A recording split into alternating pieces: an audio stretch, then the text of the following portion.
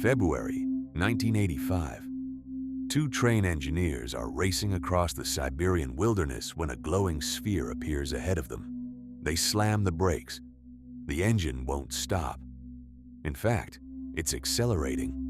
For the next hour, their 70-car freight train is dragged across 30 miles of frozen landscape by something they can't identify, can't understand, and definitely can't outrun. September 1989. Over 100 people in downtown Voronezh watch a 45-foot craft land in a city park. 3 9-foot-tall beings emerge. One of them points a metallic tube at a screaming teenager. The boy vanishes completely, then reappears minutes later when the craft departs. The Soviet government sends investigators. They file official reports. They find evidence. Winter 1993.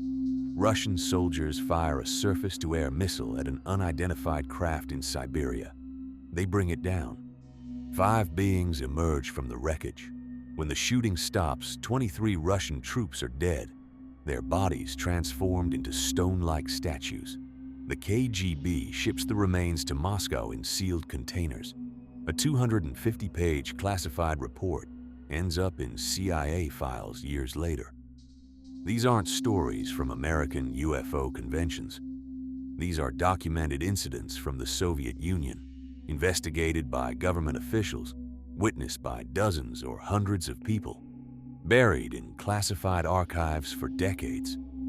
And here's the unsettling question. If these are the cases that were too big to hide, what else happened that we'll never know about? The United States is enormous, yes. But the Soviet Union was larger, covering 1/6 of the Earth's landmass, 11 time zones, vast territories so remote that entire military installations existed on maps that were themselves classified. The perfect place for unexplained phenomena to occur far from prying eyes. Yet we hear everything about American UFO incidents and almost nothing from the USSR. Why? It's not because nothing happened there. It's because the Soviet government operated very differently than the American one. In the US, witnesses could call newspapers, appear on television, write books. They might be ridiculed, but they could speak. In the Soviet Union, witnesses received visits from serious men who suggested very strongly that perhaps they'd been mistaken. Perhaps they'd seen weather phenomena. Perhaps they should focus on their work and forget about filing reports. But some incidents were simply too large to disappear. When a UFO drags a freight train for 30 miles, the railway operators notice. When something lands in a city park at 6:30 p.m., with 100 witnesses, including soldiers and police officers, you can't pretend it didn't happen. When you lose 23 military personnel to something that turns them into mineral statues, the paperwork becomes unavoidable. The Soviet government found itself in a unique predicament. This was a state that had protocols for everything: American spies, NATO threats, internal dissidents, nuclear scenarios. But what's the protocol when intruders arrive from somewhere that isn't on any map? How do you defend against technology that makes your military hardware look like children's toys? The Americans could afford some openness with UFO phenomena. Project Blue Book could investigate publicly. Hollywood could make movies. Conspiracy theories could flourish.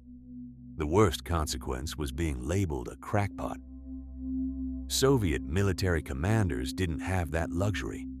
When something unidentified appeared over their territory, they made immediate tactical decisions with potential international implications. And when those decisions went catastrophically wrong, as they did in Siberia in 1993, they couldn't exactly hold a press conference. What makes the Soviet cases particularly credible is the witness count. American UFO reports typically involve 1 or 2 people in remote locations. Easy to dismiss, easy to question. But Soviet incidents routinely involved dozens of witnesses, often including multiple military personnel, law enforcement officers, and government officials. Try dismissing 100 people who all saw the same thing, many of them with security clearances and professional reputations to protect. The fall of the Soviet Union changed everything. Archives opened, documents were declassified, and the stories began emerging like water through cracks in a dam. Internal military memos, scientific analysis reports, witness testimonies that had been buried for years, physical evidence that had been quietly studied in laboratories that officially didn't exist. We're still only seeing a fraction of what happened. The 3 cases we'll examine are the ones that left paper trails too extensive to destroy, that involved too many witnesses to silence, that created physical evidence too substantial to hide. How many smaller incidents never made it into any report? How many witnesses took their experiences to the grave?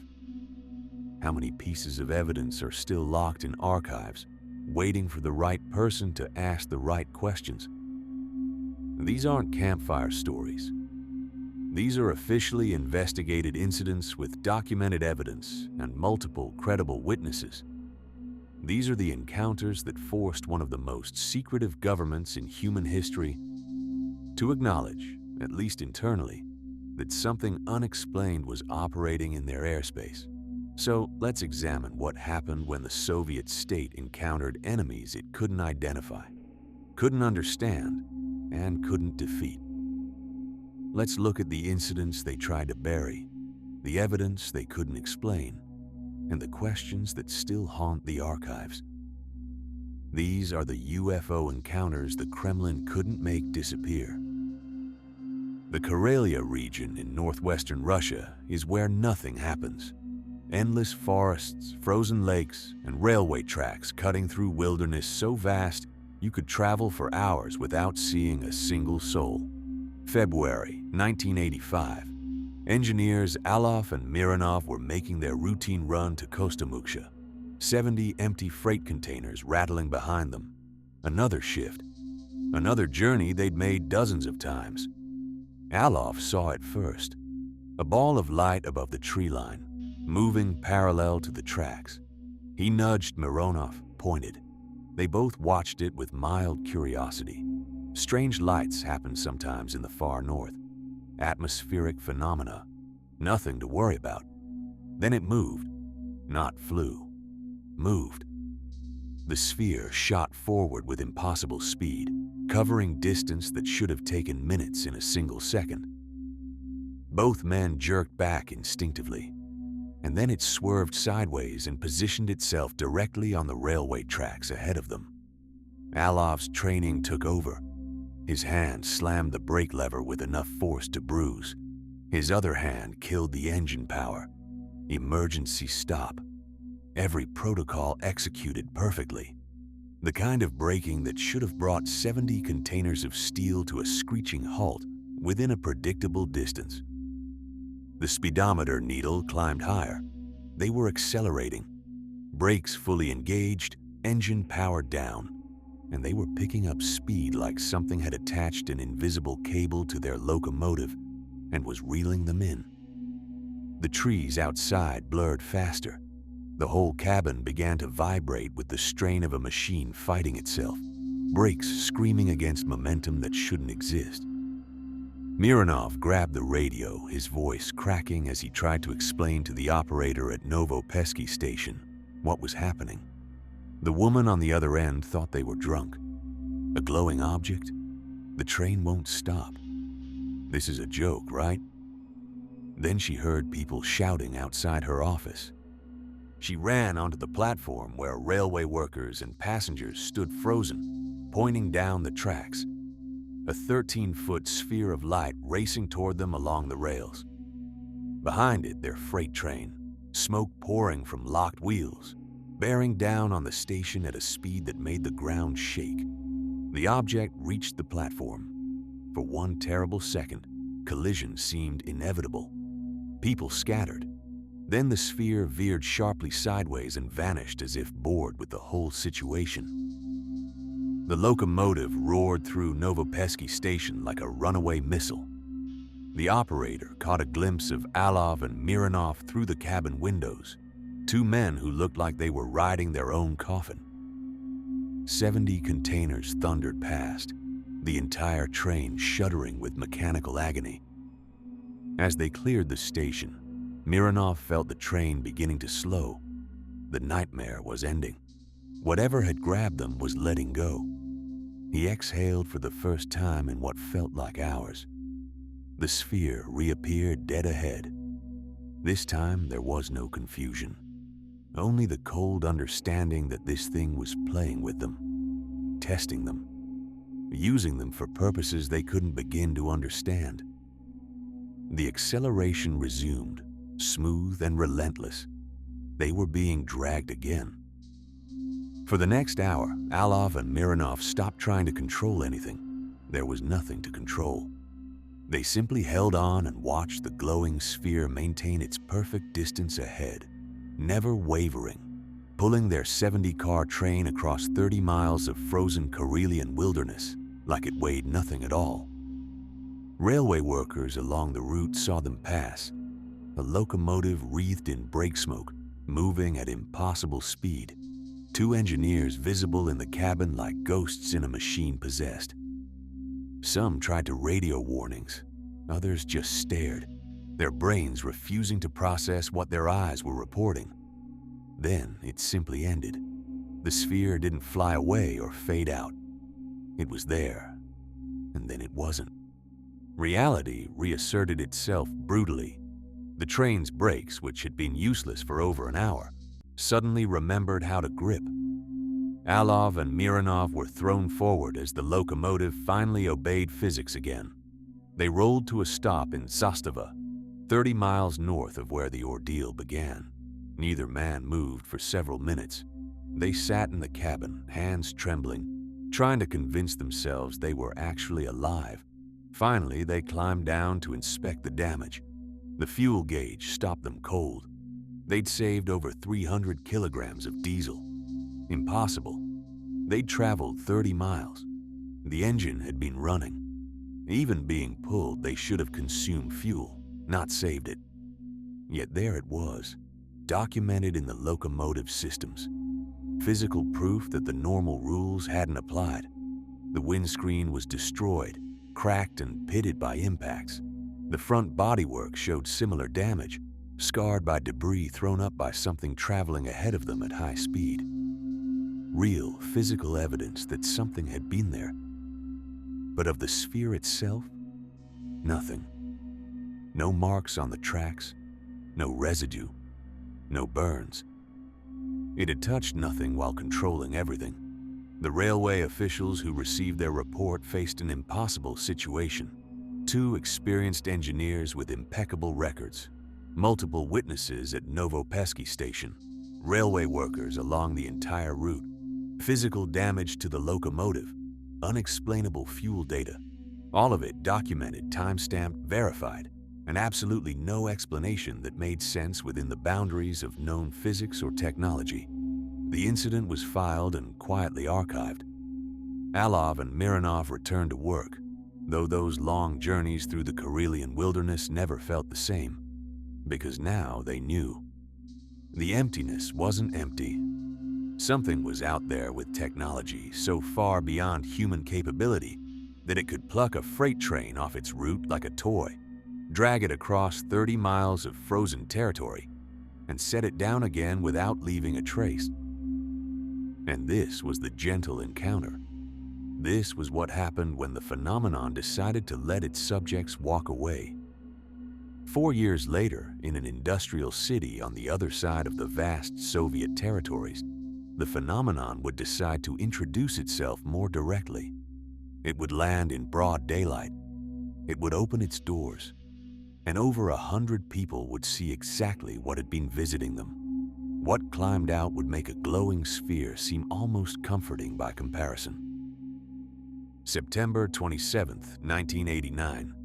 Voronezh, an industrial city of nearly 1 million people. 6:30 p.m. Still light out, rush hour ending. Laverny Signia Park sits in the city center, surrounded by apartment blocks, a packed bus stop, Families walking, teenage boys playing football on the grass. Then the sky turned red. Not sunset. Wrong direction. Wrong color. A dull crimson glow descending through the clouds, getting brighter, getting closer. Conversation stopped mid-sentence. The football game froze. Everyone looked up. Something was landing in the park, 45 feet across, 18 feet tall. Metallic hull emitting that red glow from within as if the metal itself was illuminated. As it descended, 4 thin legs unfolded from underneath like a mechanical insect.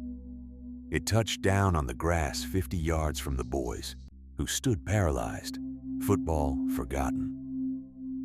The bus stop emptied. 40 commuters abandoned any thought of going home. Apartment residents poured onto balconies, ran downstairs. Within 2 minutes, the crowd exceeded 100 people, all watching this impossible thing sitting silently on their park grass. 30 seconds of nothing, long enough for brains to grasp for explanations. Military test, elaborate hoax, then a hatch opened underneath. What emerged made explanations irrelevant. 9 feet tall, massively built, single-piece silver jumpsuit, bronze boots. But the head stopped hearts, small compared to the body. 2 large saucer-shaped eyes on either side of the face, and centered between them a third eye, smaller, swiveling independently like a weapon sight, scanning the crowd, the buildings, the city. It stood there, that central eye rotating methodically. Assessment, calculation, decision made. 2 more identical figures emerged. All 3 wore disc-like plates on their chests. They moved with an odd gait, deliberate and unhurried. Behind them came something smaller, 4 feet tall, box-shaped, mechanical. It shambled after them with jerky movements, clearly not alive, clearly not human-made. The beings walked across the grass. The box thing followed. Every few steps it would stop, bend with mechanical precision, and scoop samples into itself. Grass, soil, collecting with the emotionless efficiency of a programmed machine. Absolute silence from the crowd. Over 100 people holding their breath. A young boy started crying, not loud, just a frightened whimper. But in that silence, it carried. One being turned. The third eye swiveled, locked on. The creature reached to its side and withdrew a metallic tube about a foot long, raised it, pointed it directly at the crying child. And here's where reality broke. Some witnesses, interviewed separately by investigators, swore the craft and all 3 beings vanished. Instantly. The park was empty, the grass undisturbed, as if the previous 10 minutes had never happened. Then, several minutes later, everything reappeared. Same positions, same beings, same craft, as if someone had cut a segment out of time and then spliced it back in. Other witnesses, equally credible, saw something different. The 2 pointed at the boy, the child becoming transparent. Then, not there. Simply ceasing to exist while his friends screamed and adults shouted in horror. Minutes later, as the beings returned to their craft, the boy reappeared, solid and real, with no memory of the gap. 2 completely different versions of the same moment. Same location, same time, overlapping witnesses, as if reality itself couldn't decide what had actually happened and settled for both. But everyone agreed on what came next. The beings finished their work. The box shambled back to the craft, samples secured. The 3 figures followed unhurried, showing no awareness that they were being watched by 100 terrified humans. They'd come to collect samples. They'd collected samples. Now they were leaving. The hatch stayed open as they climbed inside. Brief glimpses of the interior. Lights, surfaces reflecting wrongly. Then it sealed. The legs retracted. The craft lifted without sound, that red glow intensifying, straight up, accelerating smoothly, gone into the evening sky within seconds. The crowd remained frozen. Police officers among them, soldiers on leave, government workers, professional people whose credibility couldn't be casually dismissed, all trying to process what their eyes had reported to their disbelieving brains. Someone made a call. Within hours, official investigators arrived. The trees near the landing site were damaged, bent backward at severe angles as if massive downward force had pushed them. Soil samples showed elevated radiation, not dangerous but measurable, documented, real, and in the soil a mineral compound that matched nothing in Soviet geological databases. Chemical analysis would later confirm it had never been found anywhere else on Earth. The local news reported it. State-controlled Soviet media ran stories about a UFO landing. The evidence was too substantial, the witness count too high. Official denial was impossible. More sightings followed over Voronezh in the coming months. Lights in the sky, figures near the parks, most dismissed as hysteria, people primed to see things. But that first incident remained in official records, investigated, documented, impossible to erase. Years later, witnesses repeated identical accounts. The craft, the three-eyed beings, the samples. The boy who vanished, or everything vanished, or both happened in fractured versions of the same reality. Their stories never changed, never wavered. Something had landed in a Russian city park at rush hour. Something had walked on Soviet soil in full view, taken what it wanted, and left on its own schedule, completely indifferent to human reaction. It had left physical evidence, radiation traces, unknown minerals, and 100 witnesses whose professional lives made dismissing them problematic. The message was clear. They could operate openly, in populated areas in broad daylight. They feared nothing. Not the Soviet military, not the gathered crowd, not the potential consequences. And if they felt comfortable landing in a city park, surrounded by witnesses, what were they doing in the places where no one watched?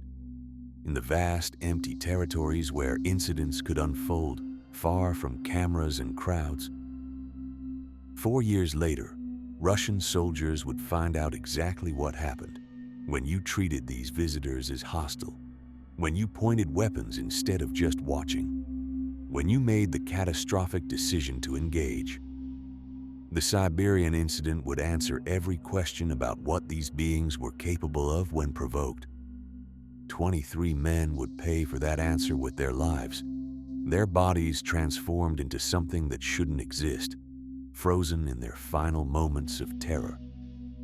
The 2 survivors would carry nightmares that no therapy could touch, and the classified report that eventually reached CIA analysts would contain details so disturbing that even hardened intelligence officers would struggle to believe what they were reading. Winter, 1993, somewhere in Siberia. The exact location remains redacted in every document. What we know comes from a 250-page intelligence report that surfaced in CIA files after the Soviet collapse, declassified almost by accident, buried in document dumps that nobody was supposed to read carefully. A Russian infantry unit was running training exercises in remote woodland, routine drills in empty territory. Then someone saw it. Unidentified craft hovering over the forest, stationary, silent. The unit commander made his decision in seconds. Unknown aircraft over Russian territory, Cold War protocols, rules of engagement. He gave the order. Fire. The surface-to-air missile hit clean. The craft didn't explode. It spun wildly, losing control, destabilizing. Whatever was piloting it had been caught completely off guard. It crashed into a nearby clearing, impact throwing snow and debris in all directions. The infantry spread out immediately, surrounding the crash site, weapons ready. Standard tactical approach. Secure the perimeter. Assess the threat. take prisoners. The hatch opened before they'd completed encirclement. 5 beings emerged, short, stocky build, large black eyes that were unmistakably not human, unmistakably intelligent. They moved with purpose, scanning the ring of armed soldiers surrounding them. 2 Russian troops advanced, rifles raised, shouting commands, "Surrender, hands up." The beings didn't respond, perhaps didn't understand, perhaps didn't care. One creature raised its arm, something in its hand. The 2 soldiers stopped moving, not fell, stopped. Mid-stride, bodies rigid, locked in position. Then their skin began to change color, gray, then darker. Their flesh hardening, solidifying. In 3 seconds, maybe 4, they weren't men anymore. They were statues, perfect representations of themselves, frozen in their final moment, rendered in some kind of stone-like substance that had been living tissue heartbeats earlier. You could see the shock on their faces, preserved in mineral. You could see individual fingers on the triggers of rifles they'd never fire. The clearing erupted in gunfire. Bullets hit the beings. The report confirms impacts, but they didn't fall. All 5 opened fire simultaneously with those devices, sweeping them across the surrounding infantry like garden hoses.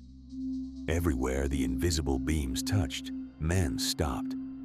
A soldier running for cover became a statue mid-sprint, 1 foot raised, forever about to take a step he'd never complete. Another diving behind a tree, frozen horizontal in the air, suspended in the moment between life and mineral. Another raising his rifle, mouth open in a shout that would never make sound, transformed into limestone silence. 21 more soldiers in less than 30 seconds. 23 total.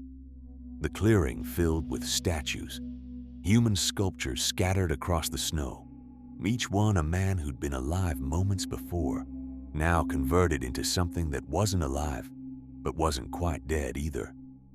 An army of frozen moments, a museum of final instants.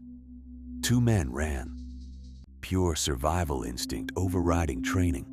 They crashed through the forest, expecting any second to feel it hit them, to feel their legs hardening, their lungs solidifying, their consciousness trapped in a body turning to stone. The beings didn't pursue. Why would they? Threat neutralized. Work complete. When reinforcements arrived hours later, heavily armed with armored vehicles and helicopter support, the craft was gone. The beings were gone. Only the statues remained. The recovery team walked among them slowly. 23 Russian soldiers rendered in mineral form, every detail preserved. The weave of their uniforms visible in the stone. Dog tags still metal, hanging from necks that were no longer flesh. Wedding rings on fingers that would never move again. One soldier's face was turned upward, mouth open, eyes wide.